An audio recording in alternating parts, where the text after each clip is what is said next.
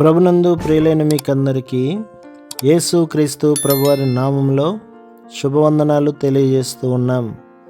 ఎడారిలో సెలయేర్లు అనే ఈ దినపాఠమునకు స్వాగతం. ఫిబ్రవరి 3.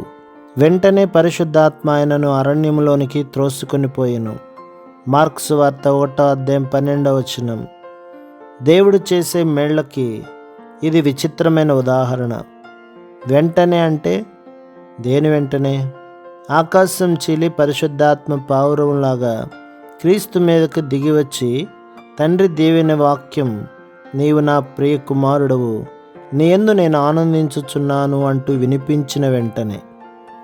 ఇది అసాధారణమైన అనుభవమేమీ కాదు. నీ ఆత్మకు కూడా ఇలాంటి అనుభవాలు కొత్తేమీ కాదు. నీ మనసు ఉత్సాహంతో గాలిలో తేలిన మరుక్షణమే దిగులుతో పాతాళానికి కృంగిపోయిన సందర్భాలు లేవా? నిన్ననే ఆకాశంతో ఆడుకుంటూ ఉదయ కిరణాలతో ఊసులాడింది నీ హృదయం.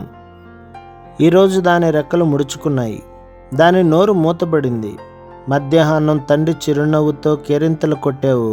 సాయంత్రం అయ్యేసరికి అరణ్య ప్రాంతాల్లో తిరుగుతూ నా దారి దేవునికి కనుమరుగైంది అని నిట్టూరుస్తున్నావు. వెంటనే అనే మాటలోని ఆదరణను గమనించావా? దీవెన వెంటనే ఎడబాటు ఎందుకు కలగాలి? ఇంత త్వరగా కష్టం కలగటమే మనకు నిశ్చయత కలగజేస్తున్నది. ఎలాగంటే దీవెన వెంటనే కష్టం వాటిల్లింది కాబట్టి. ఆ కష్టం కూడా మారువేషంలో ఉన్న దీవెనన్నమాట.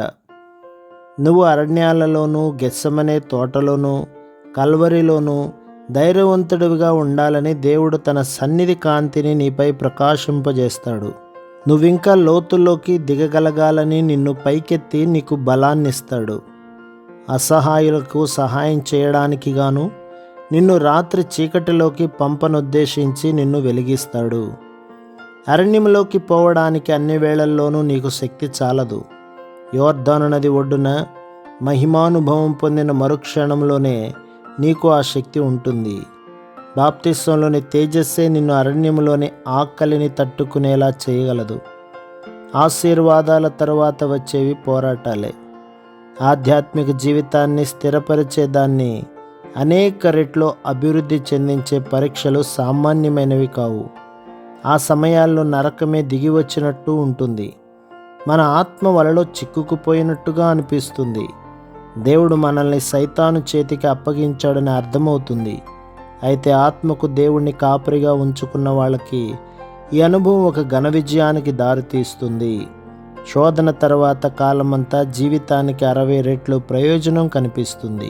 ప్రభు మిమ్మును, మీ కుటుంబములను, మీ సంఘములను దీవించి ఆశీర్వదించునుగాక. ఆమేన్.